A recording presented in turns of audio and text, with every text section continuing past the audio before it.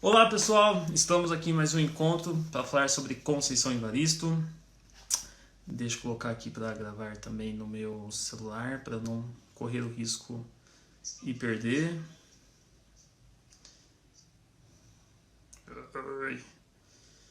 Deixa eu fazer para não fazer nhaca.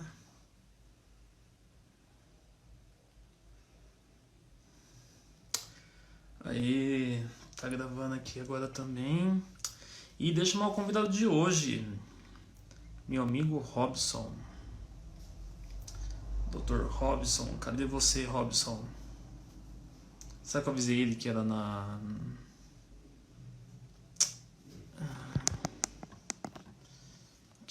minha página pessoal?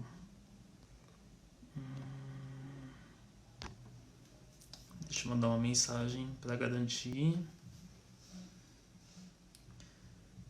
Robson, página pessoal. Caio Vitor. Vamos ver se ele aparece aí, gente.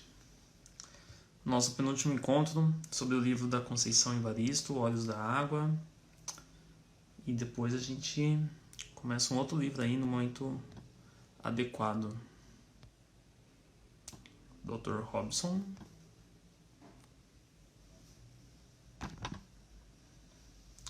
O conto de hoje, gente, é um trava-língua para mim, porque é um nome diferente. A Iolua, a alegria do nosso povo. E Robson, meu amigo, cadê você?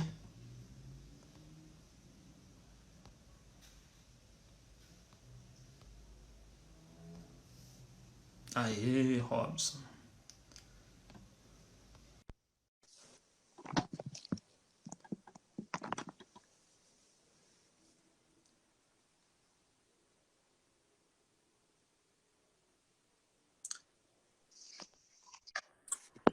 E aí, Robson?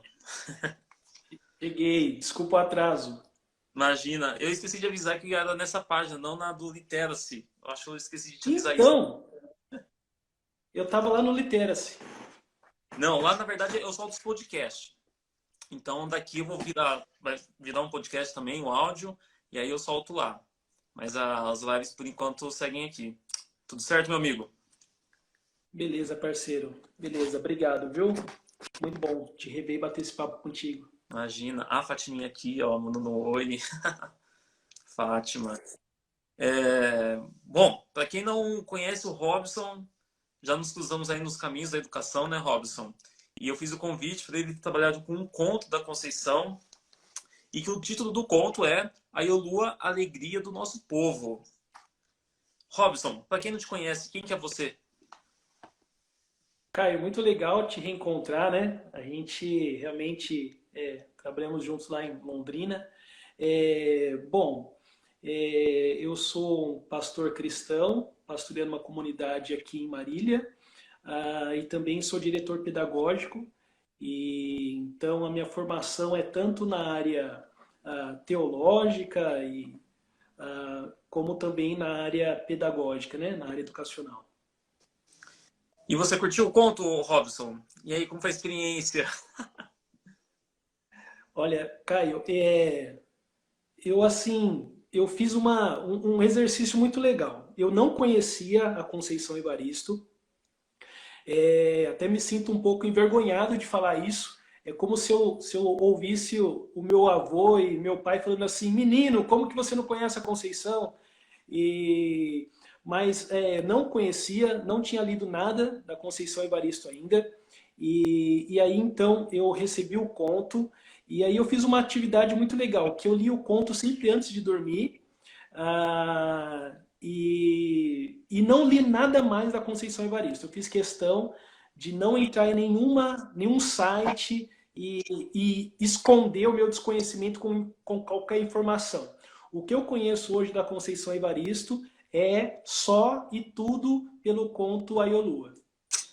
Muito bem, então vamos apresentar o conto aí, pessoal. É um dos contos desse livro aqui, ó, Olhos da Água, para quem está chegando agora. A gente está terminando essas lives sobre o livro. A Conceição já apareceu aqui em alguns momentos, Robson.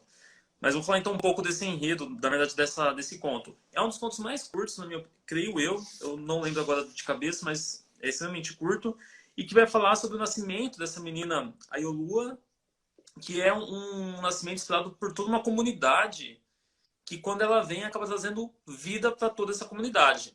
Só que o jeito que é narrado, o modo como a Conceição faz a construção do texto, começa falando assim, então, quando a menina Ayolua, a alegria do nosso povo, nasceu, foi uma boa hora para todos.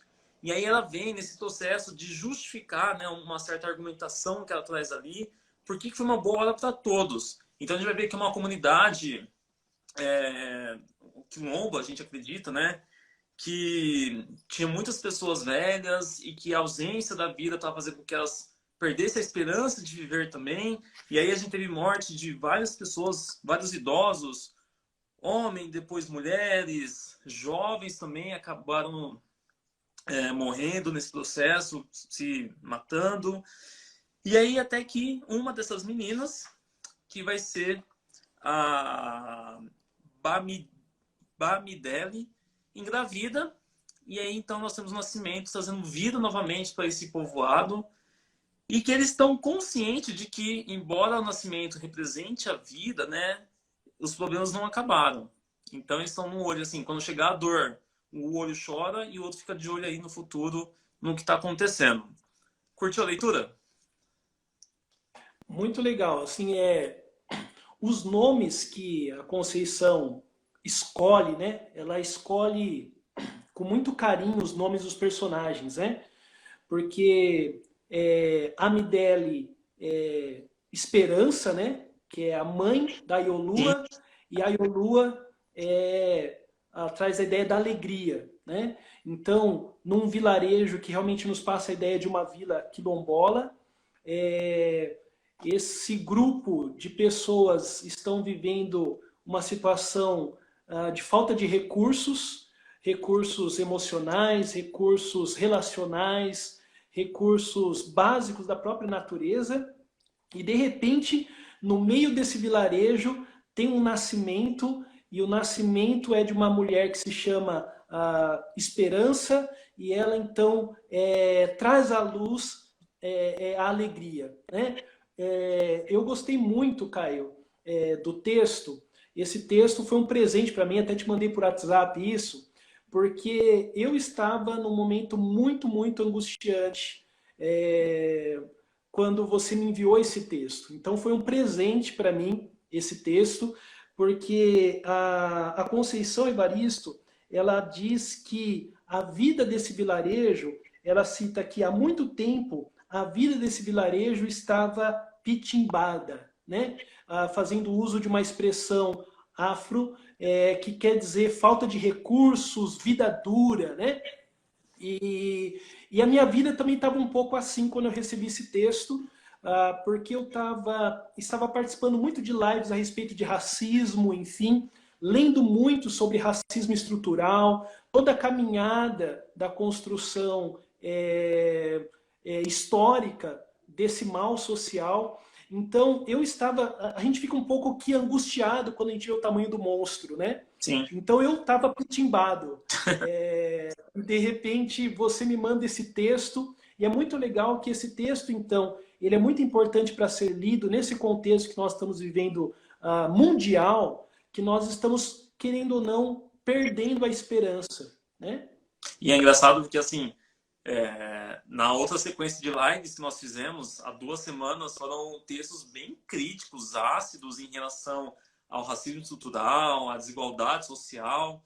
E aí, nessa semana, o de ontem, hoje e de amanhã já tem essa perspectiva mais de esperança, de vida, que a Conceição não trabalha só a questão das reflexões, das críticas, né, da construção social.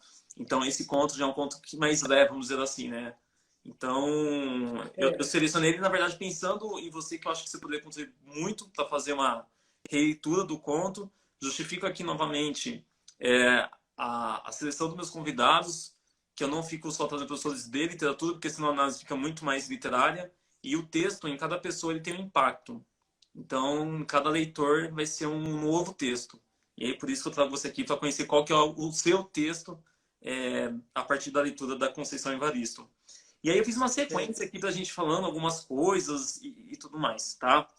Então, para quem não leu o conto, leia, vale muito a pena, mas ele começa então relatando todo o passado.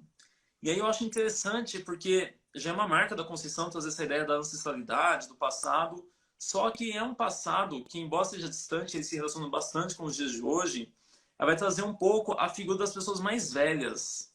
Então, quando ela vai falar assim que os velhos, né, que antes eles estavam acumulados de tanto sofrimento, que eles já não viam mais justificativa por que viver, eles ficavam chamando então a morte, a morte, a morte, a morte. E aí vai trazer uma sequência de pessoas que morrem. Então, é o vô Moio, o tio Massude e o velho Abed. E que aí o Moio é o vô que representa a boa saúde, né, em relação aos nomes. O Massude, o afortunado. O velho Abed é o abençoado. E que são pessoas que acabam morrendo. Mas vejo que ela traz para enaltecer um pouco essas pessoas idosas. Algo que a gente perde um pouco hoje em dia, né, Robson? Essa vida na pitimba, né, ou uma vida pitimbada, né, Caio, é, realmente ela é uma vida que vai fragmentando, né? É uma vida que ela vem destruindo todos os aspectos, né?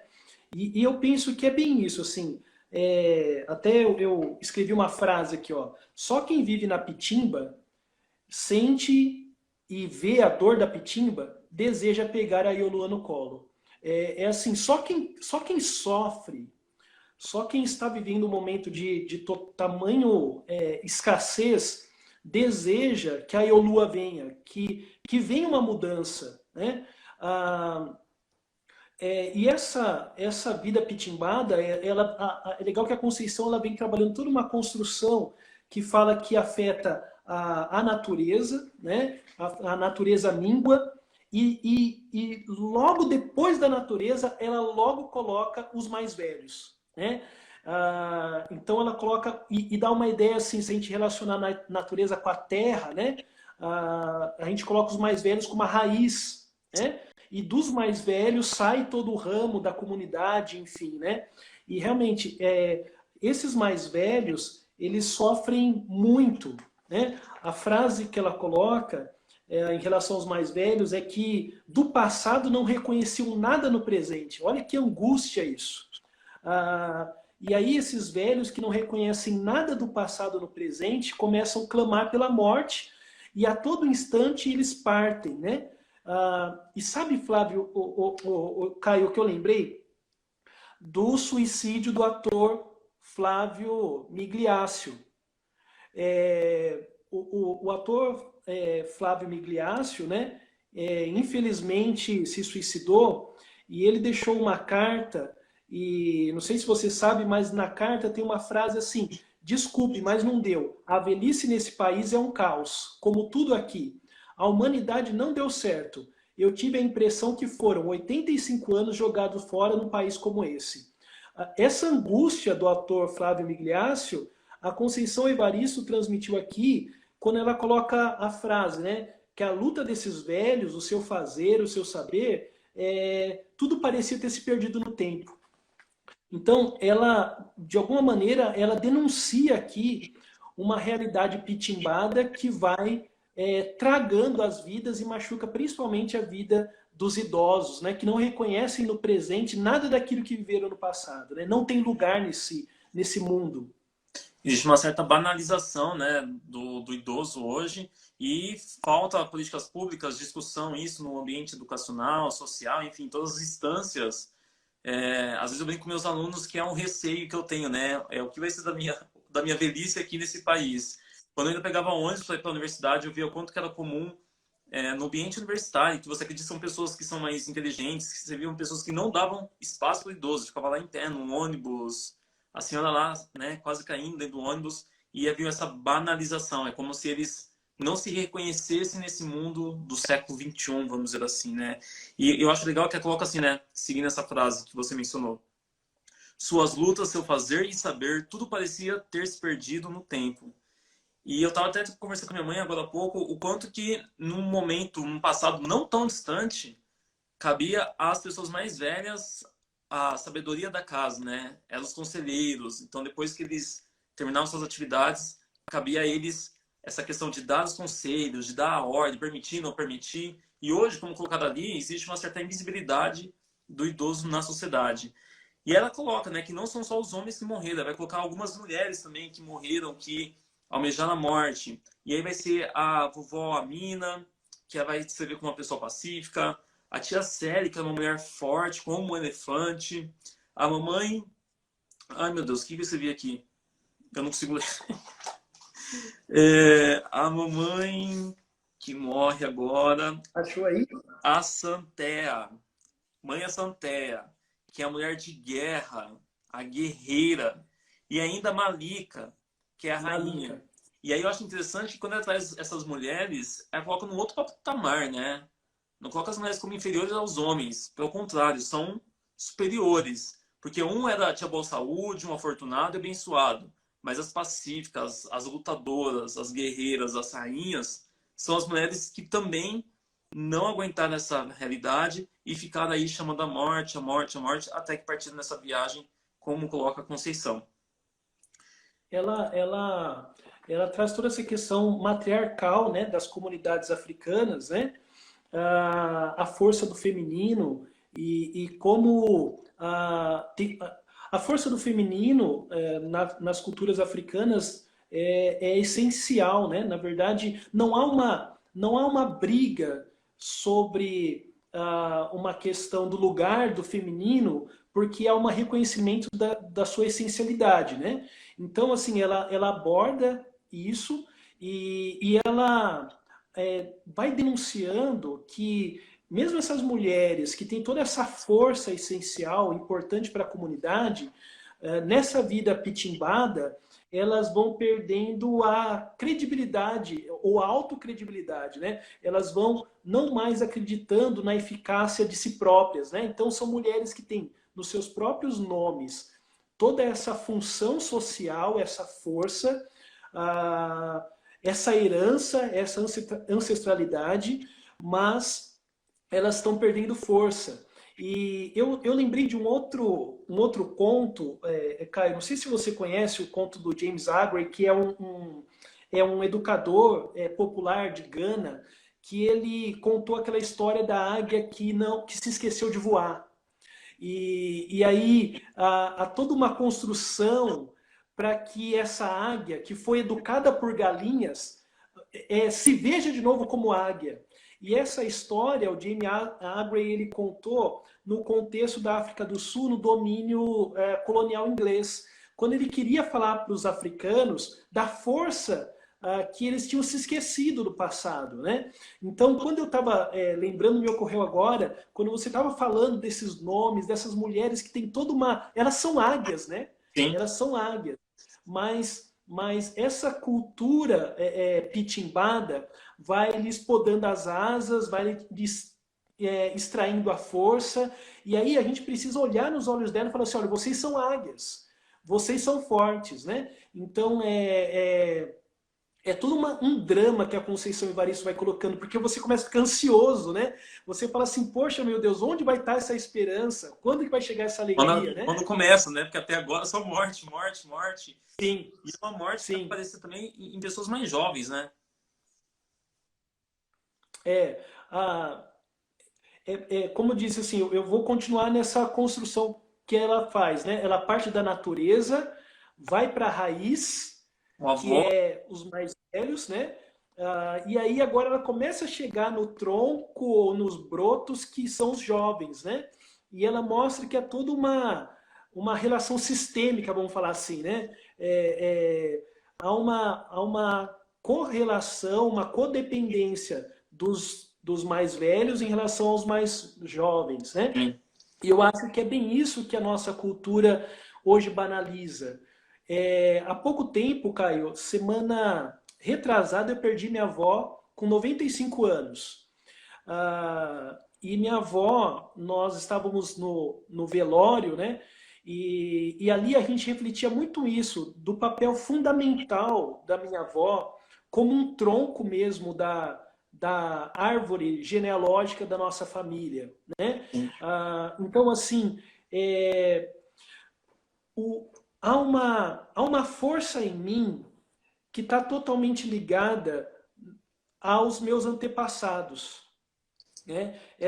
Isso é muito forte nas culturas que, infelizmente, a gente chama de culturas primitivas, né? Preconceito, né? A gente chama de cultura primitiva, que é essa codependência dos jovens com os mais velhos. Então, se nós estamos num país que automaticamente menospreza os mais velhos, isso tem uma reverberação direta na vida dos mais jovens. E esses jovens são jovens que, como eu coloco ali, né, moços. Eu vou ler o fragmento aqui para situar o pessoal. E até ele, os moços, começaram a se encafuar dentro deles mesmos e a se tornarem infelizes. Puseram-se a matar-se uns aos outros e a tentarem contra a própria vida, bebendo líquidos maléficos ou aspirando um tipo de areia fininha que em poucos dias acumulava e endurecia dentro de seus pulmões. Eles vão cometer suicídio de várias formas, né? Desde veneno até as drogas, né? A gente pode fazer uma analogia aí com as drogas. Não muito diferente dos dias de hoje, né? Infelizmente. E ela coloca assim, É, é uma visão forte, ela coloca assim, a visão dos corpos jovens dilacerados, ela é a paisagem maior. Achei forte essa frase dela, entender assim, são muitas pessoas realmente morrendo. sim, é isso, né? Os sintomas, né? O jovem começa a se encafuar, ele começa a se encaramujar, né? Ah, o jovem começa a se violentar e o jovem ele começa a viver uma situação de drogadição, né? Então, a Conceição Evaristo ela está pintando um cenário numa comunidade, aparentemente uma comunidade quilombola, Sim. mas que é totalmente paralela à nossa sociedade, Sim. ou à sociedade pós-moderna, né? Então, os jovens então vivendo uma vida totalmente encafuada, né? Dentro de si, fechados nos seus mundos virtuais, vivendo as suas angústias de uma maneira sozinha. Nós temos hoje também a questão do autoflagelo ah, muito forte na cultura jovem, e nós temos a questão da drogadição. Então, a Conceição Evaristo parece que ela, então, falando desse vilarejo, ela fala de nós, né? Ela apontando para esse vilarejo que vai se desconstruindo, na verdade, ela denuncia situações da nossa comunidade pós-moderna. Sim. Uma comunidade líquida, né? Como acabam Sim, falando, e que se encaixa perfeitamente aqui. Só que aí a gente tem a chegada da vida, né? O milagre da vida, que é quando a Bamidele, ela avisa que está grávida e tudo mais. E aí o nome da mãe, né? Eu acho muito interessante. Então, que a Bamidele está grávida, e aí eu fui então pesquisar em relação ao nome um pouco mais, aí ele quer dizer a questão da numa ancestralidade africana, né? Da língua Yoruba, quer dizer esperançar. Então é uma esperança ativa que busca a realização e que ela se dá com a chegada da filha. é o, se eu não me engano, Paulo Freire ele trabalha essa questão de que ter esperança não é esperar, né? A esperança realmente é algo ativo, né? Eu também, à medida que eu ia lendo a Conceição Evaristo, eu fazia relação com um pouco do conhecimento que eu tenho da comunidade bíblica, né? A comunidade judaica e a comunidade cristã primitiva, que também traz essa ideia de uma esperança ativa, que não é um aguardo, né? Que nem a Fátima Pacheco está colocando aí, né? Isso é esperançar. Se eu desejo algo futuro, eu antecipo isso com o máximo que eu posso por intermédio da luta. É isso. Se eu desejo um bem futuro, eu puxo com a minha garra, com a minha determinação, com a minha coragem, com muita lágrima, aquilo que está no futuro. Eu quero antecipá-lo. Então isso é esperança. Eu quero antecipar esse bem maior. Eu quero antecipar essa alegria que está lá no futuro. Então, ela não é algo despretensioso, Sim. ela não é mão no bolso, andando. Não, ela é luta, é garra, é desejo e é determinação. E assim que e aí quando tem a chegada, né, a Conceição resgata no conto uma profissão que já nem sei se existe hoje, né, a parteira. Eu achei genial essa representação. Fala aí um pouco sobre ela. Olha, é que nós não podemos mais, né? Mas a minha esposa sabe que o meu desejo é ter uma filha. E se eu tivesse uma filha, hoje eu colocaria o nome de Omolara. Essa personagem, É o nome da parteira, essa pessoal. personagem, olha, essa personagem foi a personagem para mim que mais impactou. Nossa, quando ela chega, porque é ela que cria caminhos para chegar à alegria. Ah, ela é a favorecedora, a promotora, ela que é a ponte, ela é a criadora da utopia, né? Ela cria a utopia, ela cria o lugar para a alegria chegar, né? A Omolara, ela, Conceição coloca o nome dela como aquela que é nascida no tempo certo, né? Para mim traz a ideia de consciência, Caio. Traz a ideia de que nós precisamos ser profetas do hoje, né? Estar conscientes do nosso contexto e favorecer, viabilizar meios para que a alegria chegue, né? Então eu fiquei apaixonado pela Omolara. Seria o nome que eu escolheria para uma filha, com certeza. E ela coloca, né, que a Molara havia se recusado a se deixar morrer também, né? Uma certa personalidade de Resiliência. empoderamento, resiliência, e que eu achei também genial. E a gente conversou um pouco lá nos bastidores, né, o quanto que esse ambiente de um quilombo que acaba criando, né, até de uma cena de colocar o pessoal em volta da fogueira, mas o quanto toda essa construção ela acaba sendo atemporal, né? É, a Conceição Evaristo ela conseguiu, nesse conto, né, como eu falei, eu não li outros, mas eu Sim. acredito que eu vou identificar isso em outros, né? Leia os outros depois. Ela, cons- é, ela conseguiu chegar na existência, né?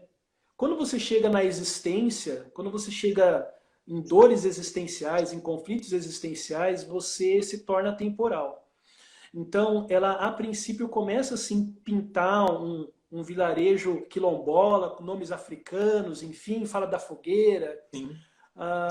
mas depois você vai percebendo que não é só desse vilarejo que ela está falando, né? Então, ela está falando mesmo de nós. E ela usa muito o nós, né? O conto todo é um conto que eu posso chamar de um conto. Eu me senti muito aconchegado, né? Um conto aconchegante, porque ele não fala deles e nem tampouco do você, né? Mas ele fala de um nós inclusivo e aí vai te colocando dentro dessa trama, enfim, né? E de uma Nosso maneira povo. muito Elas vão ser nosso povo, nossos isso. homens. Então você se identifica e aí e é legal que ela faz isso de uma maneira é, muito mineirinha. Ela vai chamando você para uma conversa muito séria, mas de uma forma muito convidativa, te incluindo, te seduzindo com o texto, né? E ela vai fazer só aos poucos, né? E aí, quando você vai começar a olhar esses pontos atemporais, você consegue pegar vários aspectos desses pontos atemporais, não só a representação da vida, que é a chegada da Ayolua, que é um nome para mim trava-língua. E, Robson, você falou assim que tinha outros aspectos ali que você conseguia fazer um diálogo aí com a religião e tudo mais. Quais seriam esses? Aqui eu já começo a pedir desculpas, tá? Porque a minha leitura, eu peço desculpas aos conhecedores da Conceição Evaristo e peço desculpas a ela mesma também, São intertextos, caso na ela verdade, venha. né? Assim, é, essa ideia de estar num ambiente hostil, clamar pela esperança e lutar por ela, encontra muitos paralelos com a questão bíblica. As comunidades judaicas, onde nasceu a fé o conhecimento do Deus Criador aconteceu em contextos de escravidão. Se você, por exemplo, quem conhece, por exemplo, o livro de Êxodo, é isso, é um grupo escravos que estão clamando pela vinda e de repente chega essa esperança por intermédio de uma criança, que foi profetizado lá no Antigo Testamento também, que dessa criança, que é o Messias, viria essa alegria plena, essa vida plena, né? Então, assim, eu fui lendo a Conceição Evaristo e aí foi impossível não ir fazendo essas intertextualidades, né? Tem uma frase dela que eu peguei aqui, eu tô com todos aqui, ó, vou ver se eu consigo achar aqui minhas anotações. Tem uma frase que ela diz assim, ó, todos se engravidaram da criança nossa que iria chegar e antes, muito antes de sabermos, a vida dele já estava escrita na linha circular do nosso tempo. Então, assim, essa criança que chega, ela não é nova, ela não é inédita. Na verdade, o nome dela já estava escrito nessa comunidade. Caio, isso é um paralelo muito forte com a questão cristã, porque mostra uma pré-existência dessa força divina querendo transformar o mundo, né? Então, assim, depois no final ela também cita a questão do do pão nosso de cada dia, né? Então, assim, parece que ela vai brincando um pouco, eu senti com a questão A da cruz também, ela fala em alguns intertexto, momentos, né? né? Sim, sim. Ela diferencia o Aiolua falando que a Aiolua não veio para morrer numa cruz, né? Então, assim, ela está brincando um pouco com a compreensão bíblica cristã ou judaico-cristã. E o Robson, falando de intertextos também, lá no começo do conto, que ela vai falar que eles estão vivendo uma escassez de tudo e tudo mais. E aí, nas últimas linhas da primeira página do conto, fala o seguinte, né? Ora gotejava uma chuva de pinguitos tão ralos e escassos que mal molhava as pontas de nossos dedos. E que essa escassez que ela vai trazendo, né, um exagero que ela constrói aqui, mas que nessa escassez existe vida e tudo mais. Cara, eu comecei já a lembrar de Graciliano Ramos, Vidas Secas, e que vive uma realidade totalmente seca, só que ainda assim eles são capazes de construir vidas dentro daquele ambiente hostil e tudo mais. Quando você falou da religião também, eu fiz ali intertextos. Há um discurso religioso da Conceição, quando ela traz esses elementos aqui. E os nomes... Não, não são os nomes, são os valores que ela resgata de modo geral quando ela vai trazer a questão da esperança e que ela traz exatamente, você falou, né, a árvore. Quando você fez a analogia assim que a representação dos mais velhos, as avós, avós, seria as raízes, os jovens estariam entre os troncos, os brotos. Cara, existe uma metáfora muito linda lá dos sermões que ela fala sobre a construção da árvore, né? Uma baita argumentação. Então, esses elementos aqui de intertexto você encontra em vários aspectos no conto, não só nesse, mas nos outros contos da Conceição também. E que ela coloca... Ela torna tudo muito rico, porque apenas numa frase, né, por ela trabalhar com nomes com significados muito fortes, por ela trabalhar paralelo com a questão da ancestralidade, então uma frase dela é como um favo de mel, assim, você pode ficar apertando que vai sair doçura, Vai. você vai encontrando muita coisa, é muito rico, né?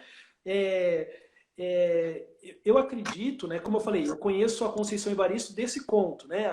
Agora depois dessa live eu estou liberado para começar a pesquisar.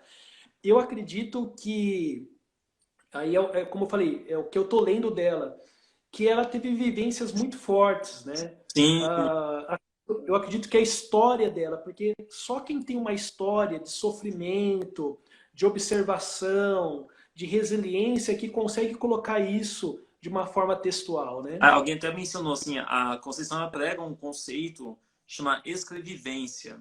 Então, que é uma escrita a partir das suas vivências, mas não da vivência dela quanto pessoa, mas a sua representação social da mulher negra na sociedade, no campo literário, Robson, a gente já mencionou isso anteriormente, mas já demorou muitos anos para ter um reconhecimento, cara. É algo extremamente recente, de 10 anos para cá, vamos dizer assim, que existe a Conceição Evaristo, né? Só que ainda assim ela não aparece em muitos materiais didáticos. Existe uma aceitação da crítica da academia, vamos dizer assim, só que os materiais didáticos ainda não citam o nome dela, ou se citam um fragmento de um texto dela e nada mais. Ainda se volta para um clássico branco.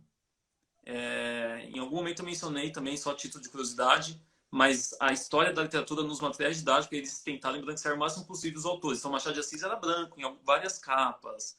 O Lima Barreto era branquíssimo em algumas capas de editoras, porque se fosse negro não venderia. Então, traz um pouco dessas experiências do seu povo, da sua raiz, né? E tudo mais. Aquilo que foi nos ensinado, né, por intermédio da questão da colonização, que é ridicularizar, menosprezar a cultura africana, a Conceição Evaristo, ela imagino que ela realmente, por ela ter demorado a ter esse reconhecimento, porque ela enfrentou isso de frente, né? Mas aí ela coopera para uma redescoberta dessas culturas, né? Desde 2003 a gente tem a questão da LDB incentivando a questão do ensino da cultura africana, enfim, né? Então assim, a Conceição Evaristo com certeza é um escrito que favorece essa redescoberta dessa cultura. E essa cultura, por não ser uma cultura deles ou nossa, na verdade, nossa, eu digo, não é uma cultura simplesmente negra, é a cultura do povo, nossa. Né? Então, assim, o Brasil, o nosso país, ele recortou uma parte muito importante da sua história, que é o reconhecimento da cultura indígena, o reconhecimento da cultura afrodescendente. Então, ter esse reencontro por intermédio dos contos, como da Conceição Evaristo, vai trazer para a gente uma ideia de completude da nossa própria cultura brasileira. Né? Então, eu, de fato, eu vi que algumas pessoas escreveram aí, olha, fiquei curioso para ler o conto, enfim, recomendo. Como eu disse, eu fiquei aí, fui presenteado pelo Caio para ler por essa live, não conhecia a Conceição Evaristo, como eu disse, me envergonho de estar falando isso, mas é essencial. Eu recomendo mesmo a leitura, porque, como eu disse, é algo que pode trazer uma ideia de completude para brasileiros recortados, né? Brasileiros que menosprezaram a questão da cultura indígena ou da cultura afro. E assim, não só a Conceição, eu acredito que daqui a uns 20 anos a gente vai ter algumas teorias sobre esse movimento que a Conceição tem feito, porque ela não está sozinha. Então, quando ela vai nessas feiras, nas suas participações, eu tenho um grupo de pessoas, um grupo de autores que acompanha a Conceição. Então, acho que é mais um movimento que ela vai criar e que daqui a uns 15, 20, 25 anos vão ser registrados aí pelos materiais didáticos e tudo mais. E vamos ver quem vai registrar essa parte, né? Que não seja uma pessoa branca falando sobre o negro, novamente perdendo o lugar de voz dele. Robson, tem mais alguma coisa do conto que você quer mencionar? Nas minhas anotações eu coloquei tudo, eu acho. Como eu disse, assim, eu lembro que numa das noites eu cheguei a sonhar, Caio.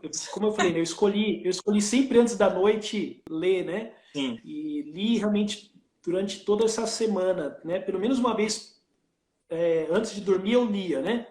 E eu cheguei a sonhar, né? Com essa vinda da alegria. Eu acho que nós estamos vivendo um momento de ladrões de alegria, né? Eu acho que se há algo que nós estamos sendo furtados é a alegria. Você anda pelos lugares e você sabe que nós não estamos bem. Então, assim, o conto, o nascimento da Iolua é um sinal de esperança, né? E ele reacende em você essa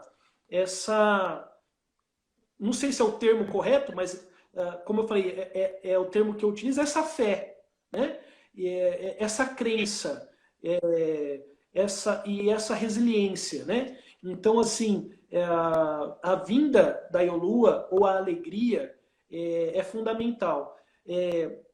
Principalmente quando a gente pensa num país desigual como o nosso, e aí a gente tem que entender que nós estamos num país de privilégios e desprestigiados, né? Então, nós temos que favorecer mesmo a vinda dessa alegria, mas não é uma alegria seletiva, não é uma alegria injustiçada, é uma alegria muito pelo contrário, subversiva, porque ela começa daqueles que mais necessitam. Então eu penso que os privilegiados, eles têm que abrir lugar, eles têm que ser o que eu falei aí da Amolara, é Amolara, né? Isso. Isso, da Amolara, né? Eu penso que o papel nosso é favorecer a vinda da alegria, principalmente para aqueles que mais necessitam. Omolara. Omolara. Isso. E eu acho interessante, o Robson, pensando assim, uma construção mais textual mesmo, na parte da argumentação. Quando a gente está falando de argumentação, existe uma estratégia lá que é um argumento fato, né? Então você traz fatos para comprovar o seu posicionamento, sua tese, sua opinião e tudo mais. E é exatamente isso que ela faz no texto, né? Porque quando ela vem falar da necessidade da alegria, ela comprova toda uma sequência de tragédias que aconteceu pela ausência da alegria. Se eu pensar no povo de origem afrodescendente, de origem não, pessoal afrodescendente, talvez uma alegria que foi roubada pelo processo de colonização e que é impossível você ler esse conto e você não pensar que não existe racismo, que não existe privilégios, que não existe uma desigualdade social. Recentemente, acho que você viu aí, né, tivemos na educação, acho que eu como professor universitário, eu acho muito triste, tivemos a anulação de um direito às pessoas negras, indígenas e as pós-graduações federais. Das federais e alguém que já nem está mais no poder hoje e que não tem nem argumentos para falar o porquê dessa retirada e tudo mais. Então, acho que esse conto aqui, certamente, assim como os outros, é um ato de consciência, é um ato de você olhar para você e olhar para o outro, de criar empatia e de não banalizar os fatos. Ela traz fatos aqui. Contra fatos não há argumentos. Então, aprenda a observar os fatos e cuidado com esses fatos quando a gente olha, né? Não é só olhar o fato que te manda no WhatsApp ou você vê no Instagram, mas leia e tudo mais. Eu adorei, cara, o bate-papo. Acho que... Que bom, cara. Bom demais. Muito além do que eu imaginava. Muito bom. Eu acho que esse aspecto, Caio, realmente, assim, como eu disse, não é um conto ingênuo, não. Né? Muito pelo contrário, é um conto que tem, né, muita vivência e muita denúncia e posicionamento. É um conto que também não quer somente trazer um sentimentalismo, mas ele quer trazer muita ideia de uma consciência mesmo. O racismo é um fato. O racismo, ele também não é algo imoral ou algo voltado para o sujeito, ele não é subjetivo, porque se não bastasse criminalizar os racistas, mas não, o racismo ele não parte das pessoas, na verdade as pessoas reproduzem o racismo que está presente na instituição, e se está presente na instituição é porque está presente na sociedade. Então o racismo ele é uma estrutura, um sistema fato no nosso país, e partindo dessa compreensão que, independente da cor da minha pele, eu começo a desejar o nascimento da alegria. É isso. Somente quando eu percebo esses privilégios, somente quando eu percebo essa desigualdade, somente quando eu percebo que há raízes de violência e desigualdade que alimentam o racismo no nosso país, somente quando eu percebo que no meu linguajar, no meu pensar, no meu decidir, há racismo, né? E por mais que eu não queira isso, mas aí eu começo a desejar o nascimento da alegria. É isso. Então, é aquilo que eu disse no começo, né? Só quem consegue perceber que a vida está pitimbando é que clama pela alegria. Né? quem está usufruindo dessa vida pitimbando, né? Quem está usufruindo à medida que outros morrem, quem está usufruindo não deseja uma mudança, né? Quem está bem como está, quem está feliz, mesmo constatando, por exemplo, o mapa da violência, que ano a ano mostra para gente que a questão negra, ela tem toda uma questão realmente de quase um acompanhamento mesmo violento. Então, somente quem tem consciência disso e começa a sentir essa dor, como eu disse, independente da cor da pele, é que começa a clamar a vinda da alegria, né? Sim. E é o que a gente está tentando mostrar um pouco aqui com esse livro da Conceição Evaristo. Amanhã a gente faz a nossa última live sobre esse livro, Olhos da Água. Ela apareceu aqui, logo a gente vai ter umas surpresas aí, que eu estou fazendo uma parceria com a universidade. A Fátima perguntou sobre essa decisão do MEC. Fátima, temos que aguardar um novo... Quem assume, né, a bancada agora. E esse livro do Lázaro Ramos eu comprei, mas não li ainda, mas já está aqui na minha lista gigante. Robson, muito obrigado pela presença, te tirar aí da sua cama, da sua novela, da sua família, para estar aqui, ó, batendo um papo sobre a Conceição Evaristo. Estou indicando aqui o livro Ponce a Vicência, é um livro muito bom, já li. Inclusive, a Conceição ela fez 2 lives semana passada, semana passada, falando sobre esse livro. Nessa outra semana ela faz live terça-feira também, às 7 da noite. Eu não sei qual que é o livro, acho que é Bocas de Memória, alguma coisa assim, o título. E é isso, Robson. Muito obrigado pelo bate-papo. Sempre bem-vindo. Quando você quiser voltar aqui, ó, te arrumo uma outra live. É isso aí. Bom, vamos fechar com um trecho? Posso ler um trecho? Por favor. O trecho que eu escolhi é bem o trecho final, né, do conto, que a Conceição Evaristo diz assim: eu não digo que esse mundo desconcertado já se consertou, mas a Aiolua, a alegria do nosso povo, e a sua mãe, Bamidele, a esperança, continuam fermentando o pão nosso de cada dia. E quando a dor vem encostar-se a nós, enquanto um olho chora, o outro espia o tempo, procurando assim a solução. Que Deus abençoe a todos nós, que essa grandeza divina aí possa abraçar e nos surpreender com alegria e que nós possamos lutar por isso. Caio, foi um presentão que você me deu apresentando a Conceição Evaristo. Obrigado aí por participar dessa live e qualquer coisa a gente está à disposição. É isso aí, força e alegria pra gente.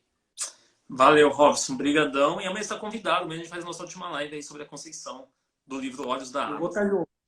Valeu, Beleza. Robson. Até mais. Tchau, tchau. Valeu, cara. Tchau, Até tchau, mais. pessoal. Tchau, tchau. Até amanhã. Valeu, gente.